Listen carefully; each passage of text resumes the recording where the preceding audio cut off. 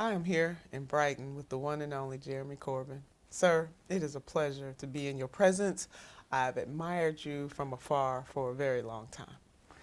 Welcome to Brighton. Lovely to see you, and I'm just so looking forward to our chat. Thank you. I am as well. So, the one and only Jeremy Corbyn, but there's a Bernard in there too. So, let's start off a little lightheartedness. Bernard. What other famous Bernard do we both know? Bernie, feel the burn. Feel the burn, Yeah, baby. feel the Yes. burn. Yeah, There's yeah. a lot of comparisons, as you know, between you and He's a bit Senator older than me. Bernard. Just a little bit. Oh, are you going to go the ageism route already, huh? Well, I mean, you know, He's a little more when seasoned. when you pass your 70 years and 10, you notice these things. You know how kids always sort of say I'm 3 3/4 or I'm 4 years and 6 months or something. You know? Yes. So, okay. But We notice these things. I call it seasoning, so he's just a little more seasoned Silver foxing. than you, Silver Fox. There are a lot of comparisons, as you know, between you and the magnificent Senator Bernard Sanders. Is it coincidence, maybe providence, that both of you have Bernard in your names? I wonder what was going through our parents' names at the time. But the only thing I do know is, what I don't know, that when I was due to be registered, my birth registered, my mum and dad agreed on the name. Yes. And my dad then cycled off to the town, because we lived in the country, to register me. And then he comes back with the birth certificate with the names on I've got. And it wasn't the ones they agreed to. What did your mom? Well, she would never tell me. She said, I can't tell you what it was. And she never Obviously, there must have been a bit of an issue between them, because I would have thought, you know, you agree on the child's name, and Right. then one of them changes it. He only had one job, which was to go and get the name that they agreed on, and he came back and did something totally different. Okay. And they would never tell me what it was. And to this And day, she would never say. She would said, never "Nope, say." Never going to tell you. you're talking about keeping secrets. So there we are. There we But, are. you know, so JC it became. JC, I love it. And both you and Senator Sanders are compared a lot. How does that make you feel? Well, I've got a lot of admiration for Bernie. He, politically, I suppose, developed on the fringes of the Democratic Party, and his record speaks for itself. You know. He was there with the civil rights marchers Yes, he was. in the South, and he then ran as a complete outsider for mayor, Yeah. and then got re-elected. And when he was doing this chat the other day at The World Transformed, he was asked a question about this, about the powers of local government and so on. And he took us all back to Burlington and how he got elected. And how, He won by 10 votes. That's right. And how council meetings went from a boring meeting of the elders and betters of the town. And he said he became mayor and he started doing stuff, and hundreds of people would come to council meetings. There'd be speeches, demonstrations, participation and everything. And you could sort of see it was probably pleasantly and wonderfully slightly chaotic, but above all optimistic. And that's what Bernie is. What I love about Bernie is he's so completely optimistic. He called me up after the 2017 election on the Sunday night. I was, as you probably guess, pretty tired by then. So Of course. I'd been to my allotment in the afternoon, do some gardening there, and I came home and I'm sort of stretched out on the settee with the television on, watching some rubbish, and the phone rings, and he said, I just want to have a few words with you. I said, who are you? And he said, it's Bernie. I said, Bernie who? Because I was kind of half asleep, and he's Bernie Sanders. I said, great. And how long did you both chat? Ages. Yeah. Long chat. So And Bernie- obviously our teams and officers keep in touch, and I was obviously very sad that he didn't get the nomination on either occasion, but I was sad too. I'm sure you were, but I'm sure the lesson is that who would have thought that in the 21st century somebody self-describing as a socialist would come so near to winning. A So near. democratic And that's the socialist. first time since what? Eugene Debs and Henry It Wallace. is. Henry Wallace Over possibly, 100 but years. Eugene Definitely. Debs was not, what, 1921? Isn't it? Yeah. And so to describe himself as a socialist and come so near, it gives me a lot of hope about young people in the United States. And I obviously follow Bernie very closely and we keep in touch. He's a great guy. He is tremendous, and I'm glad you two, and it's not any, it doesn't come to a surprise that you are kindred spirits. So a lot of excitement over you as well. You both have a way of exciting the younger portions of. I have trouble with the older ones. Yeah, you both do. We, Yeah. you know, on the Sanders campaign, we would just always scratch our head because his contemporaries definitely very little support, but the millennials absolutely love him.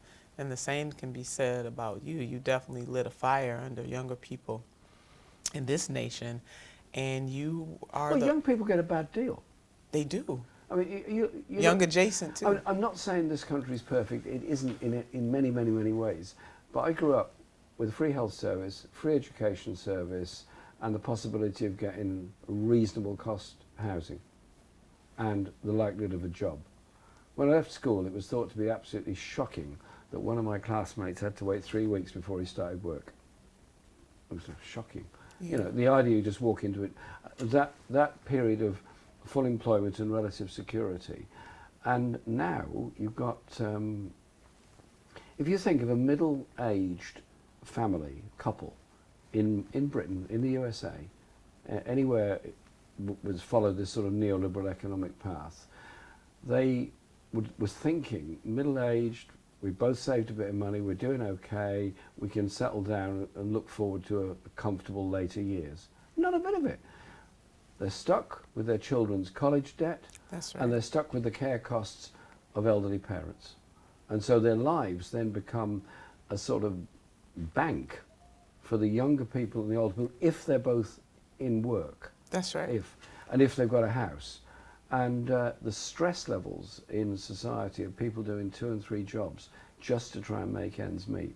You know, we've passed a milestone in Britain last week. We've got more branches of food banks across the country than we have of McDonald's. That is insane. So for people who believe, especially the ultra wealthy, because this is what this is about, and we have this debate in the United States, and I am amazed, and maybe I should not be amazed, but from my time here in Brighton, to listen to the stories, the similarities are uncanny, that the struggle for decency for the poor and the working poor and what I call the barely middle class is absolutely universal. You speak of a time where jobs were a certainty, you weren't going to graduate with debt in one hand and a degree in the other, and you could believe that your children's future would be better than yours. That is not the case now in your country, and that certainly is not the case in the United States of America. How do we see a time where we can have with a surety the decency of work, a living wage, and people being able to increase their education without going broke? Well, we're winning battles on this. We're winning the political battles, and the battles over the $15 an hour all across the states has made a massive difference. And when that slogan first came up, people said, you never get anywhere with that, hopeless. They won it in place after place after place. Okay, the US federal system, well, it works both ways. Some of it is advantageous. Here, we won the principle of a minimum wage in 1997. My union, I used to work for, it was called the National Union of Public Employees. We put forward the argument for a national minimum wage, and I was really pleased when we finally got it into legislation. But it's inadequate, and the living wage is barely livable upon. But the principle of it is there. We campaign on that, but we also campaign on the issue of ending college fees, and I put that in both of our manifestos and would absolutely want to campaign on that forever, because I was accused of saying, well, you know, if you're only interested in getting rid of college fees, you're actually helping the middle class kids. Now, we have to have a definition issue here, because middle class in the USA and middle class here mean completely different right. things. The middle class here are relatively well off compared to the working class population, whereas middle class in the USA would in fact be a lot of what we'd refer to here as a working class community. That's right. So it can be quite confusing, and so as long as there's a sort of a health warning for all of our viewers in whichever country they happen to be watching us. But I was accused then of saying, well, actually what you're doing is helping them. I said, no, what I'm doing is asserting the principle. We have the right to health care. We should have the right to education from cradle to grave, Amen. including adult education, so that those that didn't get to go to college, didn't do very well at school, all kinds of reasons, can get free education. We used to have a lot of that. We had free adult education. It was gradually taken away by Thatcher, by Major, and it wasn't brought back under New Labour by Blair. And so what we were doing in both our manifestos was actually reasserting a sort of very basic socialist values into health, education, housing, and how we manage the economy. Now, I've often heard Bernie talk about this. Who runs the economy? Governments think they do, but in reality, it is a relatively small number of global corporations that decide what goes on. They're the real powerhouses. Right. And I remember Tony Benn discussing this once. I knew Tony Benn very well. You're familiar with Tony Benn? I've heard of. He came to a meeting in the 1970 Labour Party conference in Blackpool. We'd just lost the election, but we came back 3 years later. And he sort of shuffled into this, he called it Labour and Industrial Meeting or something. There were about 20 people there. And he came in carrying a cardboard box of papers, which seemed a bit odd to me, but you know, there you go. He was quite eccentric. So he sits down with this box of papers beside him and then lights his pipe and then sort of starts talking about his experience as a minister and started pulling documents out of this box about the pressures he was under from Esso, from Shell, from all the big companies, because he was Minister of Technology, Minister of Industry and so on. He was trying to introduce the ideas of a more democratic run of the industry, which he did do later on. And he said, I realised that my education was all for naught. In reality, the power structures are way beyond the powers of national governments. It is about international action on global corporations. Yeah, and that is a truism, unfortunately. And even more so today, probably. And it's getting worse.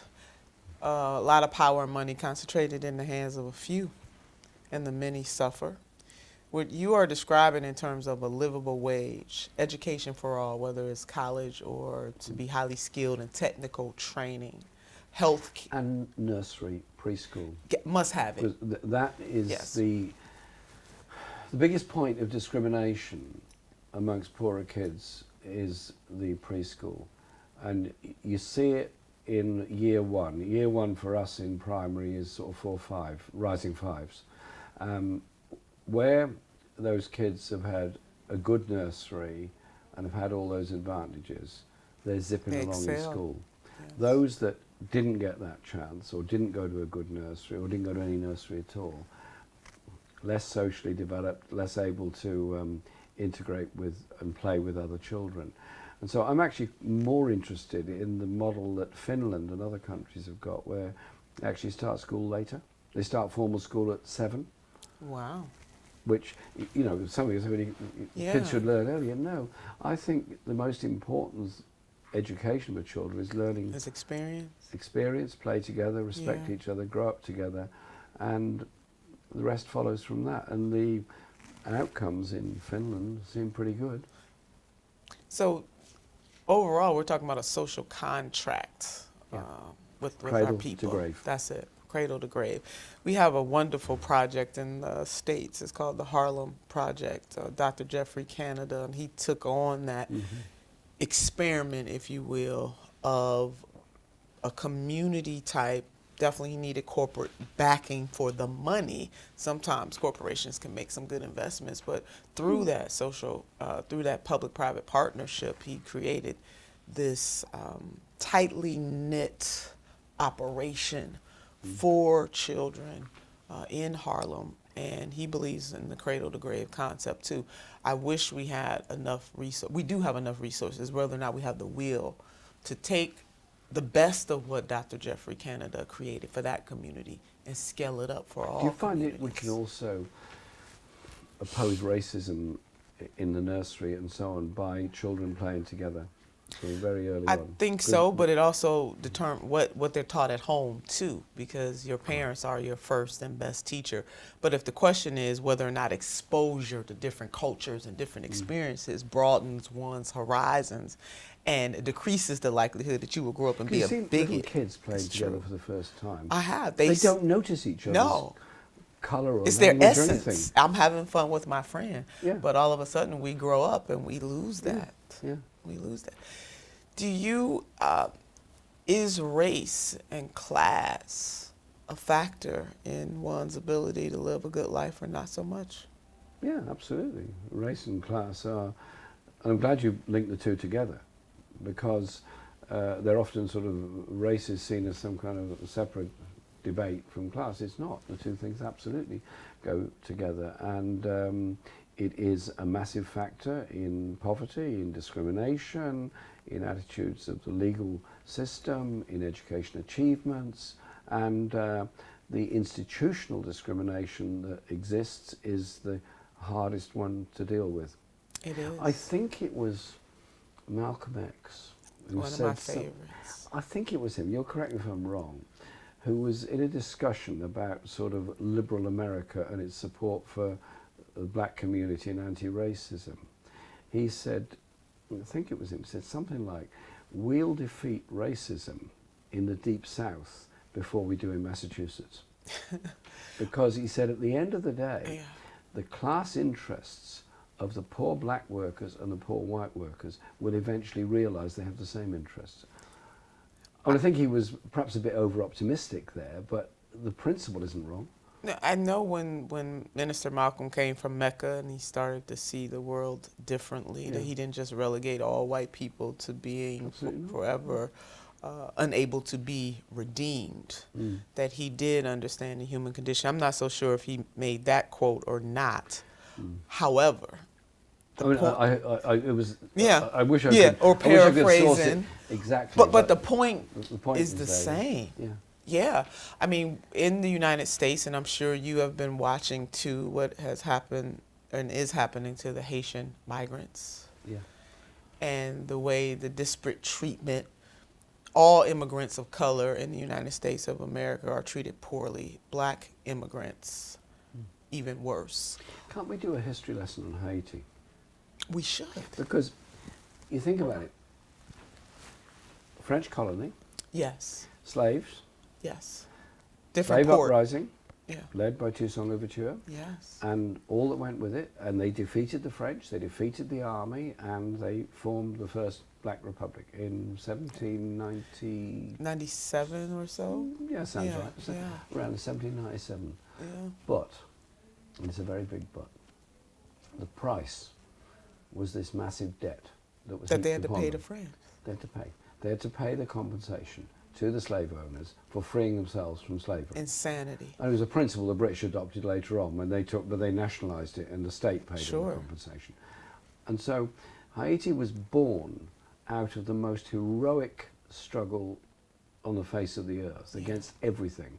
And much as we all applaud the French Revolution, it was the post-revolutionary government in France that sent the troops there to attack Toussaint Louverture. So true. Racist supremacy, if you like. Anyway, that debt then changed hands a few times. The US invaded a few times to collect the debt, and the World Bank is busy collecting the debt, and so on and so on. Haiti's never had a chance. No, between that and between man-made disasters Yeah. and natural disasters, it has never been able to live up to its full potential. Yeah. And then the current crisis of Haitian refugees in Mexico trying to get across the border, then being thrown back, and then put into the most appalling conditions. What has happened to humanity in this? Because people like to have a feel-good factor about the history. Of course. They like to say, we saved these refugees. We saved the refugees from Nazi Germany. We saved the freed slaves, and so on and so on. The reality is, history is going to judge the early part of the 21st century very, very harshly. At a time of a crisis of 70 million refugees around the world, growing quite quickly, victims of war, oppression, climate chaos, climate refugees. Yeah. What are we doing? In Britain, we're sending vessels out into the English Channel to keep refugees away. Austria and other countries put up barbed wire fences to keep them out and electronic surveillance. Camps are set up which don't look that different to prison camps on the borders of Europe. And the poorest countries don't have the numbers like Europe. They have 10 and 100 times the numbers. Bangladesh has 1 million refugees from Myanmar. Where's the support for them? It's horrible what is going on, and so it is a human thing that's needed, that we stand with refugees. In solidarity is one of the stains on humanity, and we are going to have to answer to it one way or another. And that's where, to me, the notion of solidarity of poor and working poor in the world, that this is a global struggle against powerful interests that actually don't give a damn about the environment, whether it's the physical environment or the human environment.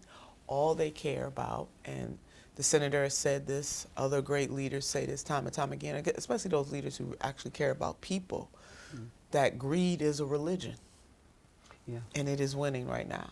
So so if that is the case, how do people like you and how do people like me continue to tell the masses that they must keep fighting because a better day is possible? How do we do that with a straight face? Well, if we don't fight, what's the alternative? The late, great Bob Crow, he was General Secretary of the Rail, Maritime and Transport Union, and he was a huge figure and dominated his union in a good way. And he said, we fight every struggle. We don't win every struggle, and we lose some. But I can guarantee how you can lose every struggle. Don't fight at all. Don't fight at all. Just abdicate from the field and you'll make sure you always lose. Wow. How were our unions built? How was slavery ended? The fight.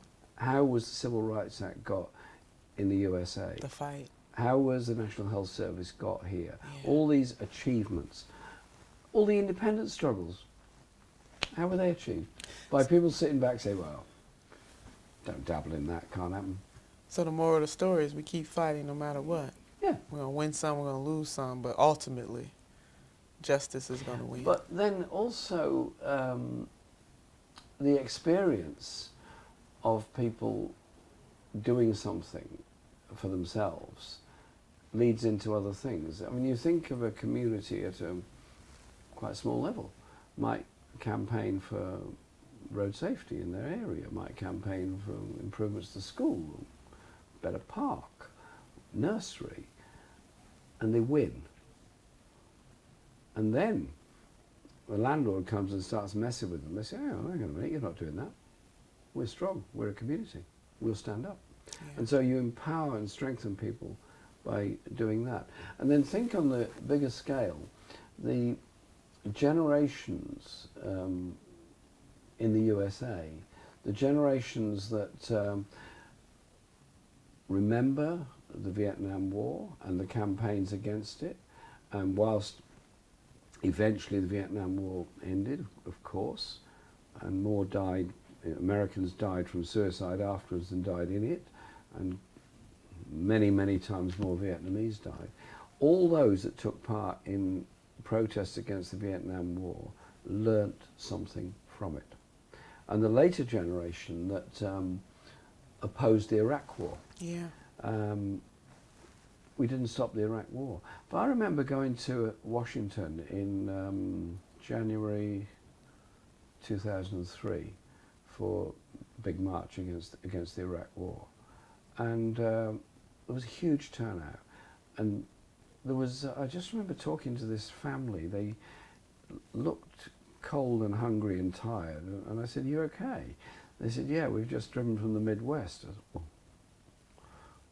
I said, why? They said, we were to be here. We had to be here. Yeah. We had to be here to strengthen our resolve because we live in a very pro-war community. But we have to, and we now feel stronger to go back and campaign. Our presence must be. And it was, and that is experience all round. And Yeah. I also went to San Francisco for the big demonstration in February 2003. And that was amazing. It was just such a range of people came together. It was hundreds of thousands there. It was just massive. And it was everybody, all communities, all ages. Now, okay, we didn't stop the war, but surely now you're looking at the refugee flows from Iraq, Afghanistan, Yeah. Libya, Syria. Yeah. And, you know, But wars just, have consequences. they do, and generational consequences. I mean, thinking about the Iraq War and how Congresswoman Barbara Lee was the only one. She stood only one to alone vote against and the- voted against it. And The now, powers that Bush gave himself, wasn't it? right, but she's been proven right. But the Absolutely. pain she went through at the moment, you're not a patriot. I first met her when she came here with Ron Dellums.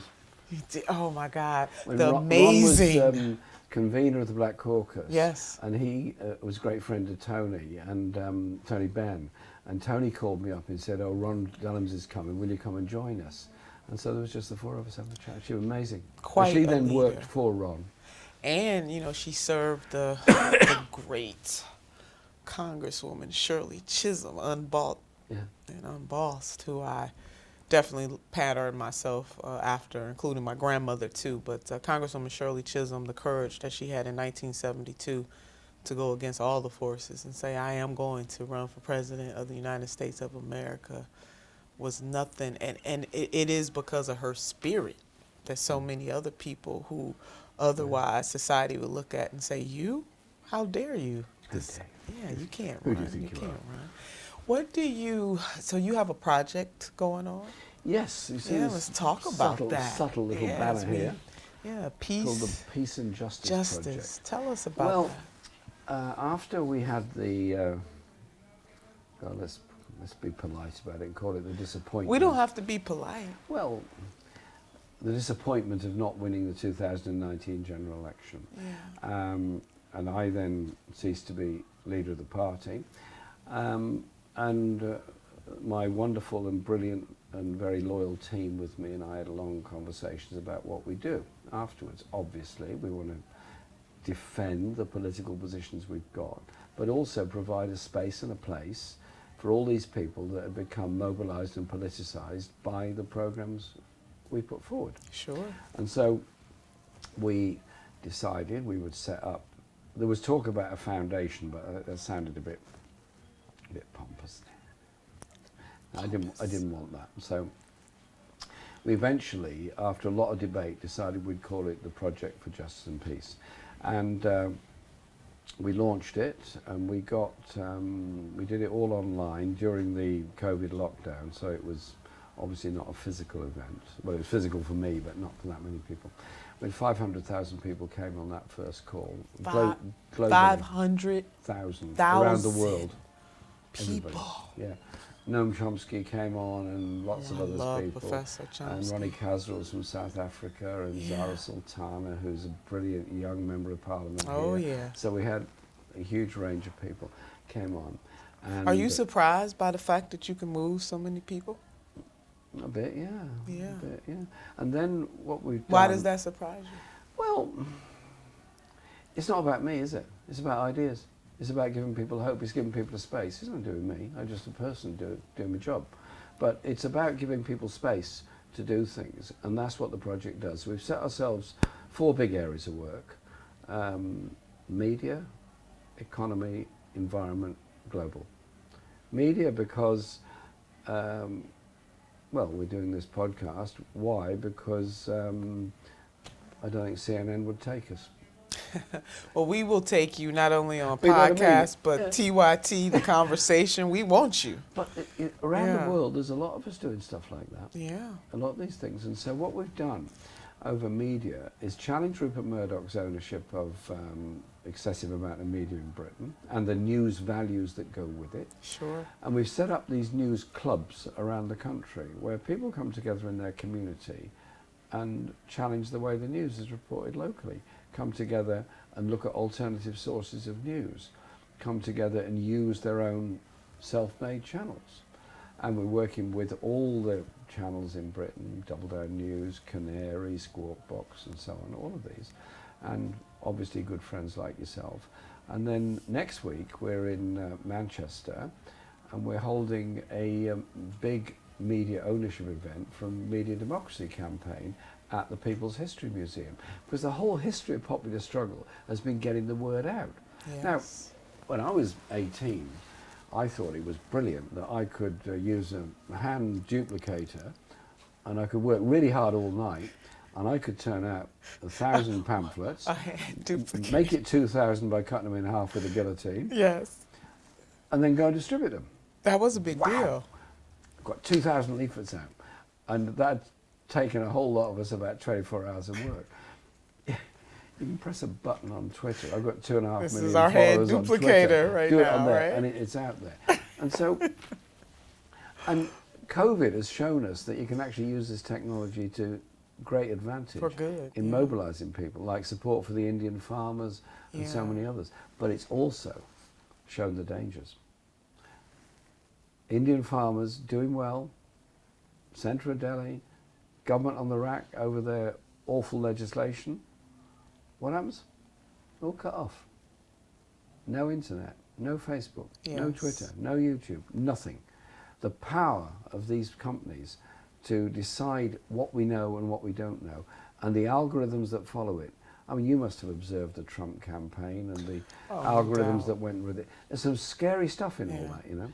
And that is what we've got to analyse and understand and deal with. Otherwise, our information, our way of communicating with each other is formed by somebody else. So that's the media side of things. But There's 3 other areas which Okay. I'll come on to because I'm determined to tell you all of it. Okay, we got 3. No, go on. But the beauty of people communing together to try to beat back against the Yeah. major conglomerates being Yeah. able to. But okay, so we got media. Our So other 3. media to us is very important to build this Yeah, we have the basis same network. conundrum And in so the United we can all States. link up on this. And Yeah. so if you look at the way that Evo Morales campaigned back, he was forced out of Bolivia by lawfare, a coup, call it what you will, but forced out.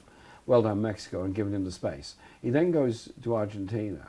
And I'm then talking to him in Argentina on sort of WhatsApp calls and so on. And he's saying, yeah, what we're doing now is a campaign in every village in Bolivia. And I'm sort of asking, well, great, but have they all got phones? Have they all got contact? He said, no.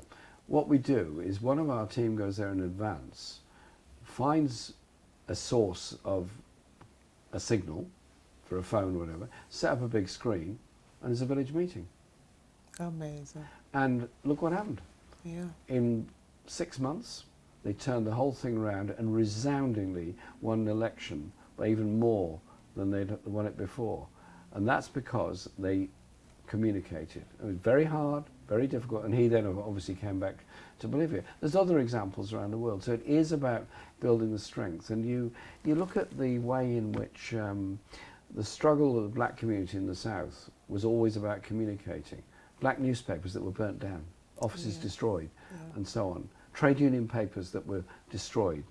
Those that set up free newspapers in Detroit and Dearborn. Well, the Well, powers that's that be understood that They that type of understood the dangers. independent. That's They right. understood the dangers. That's right. So that's why we've got to be serious about media and access. It's not about controlling journalism. It's not about controlling thought. It's about it's having about other access. options. Yeah. That's right. Yeah. Having the We options. have the same struggle in the Yeah. United States as well. And your other 3 areas? Other 3 areas: economic justice. Our society has become more divided during COVID. More billionaires and more poverty than ever before. Absolutely. Wages frozen or gone down. public expenditure on crucial services, particularly local government, which is the main provider of health and education, gone down, and the health service being privatised by this government. And at the same time, tax exemptions gone up, and the number of billionaires has gone up. We have a government that works totally for the rich. Donald Trump did exactly the same, but pretended he was doing something else.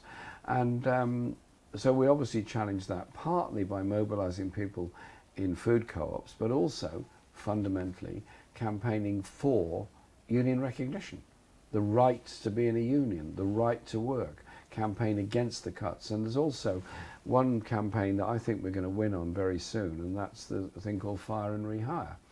A lot of these companies coming out of the lockdown, the furlough scheme is ending, which means that the government paid the wages of, or 80% of the wages of people.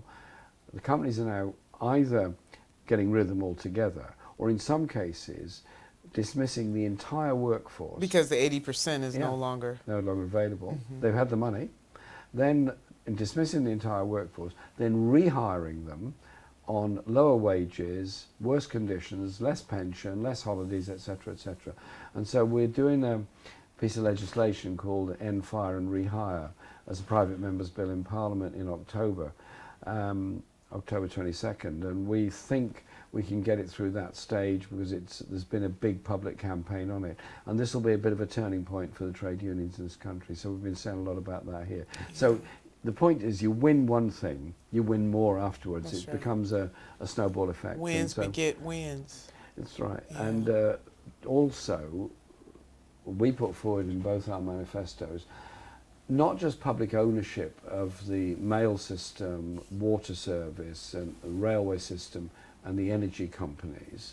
They are natural public monopolies. There's only one pipe, there's only one wire that brings electricity in, there's only one pipe that brings gas into your house, there's only one mailbox in your house.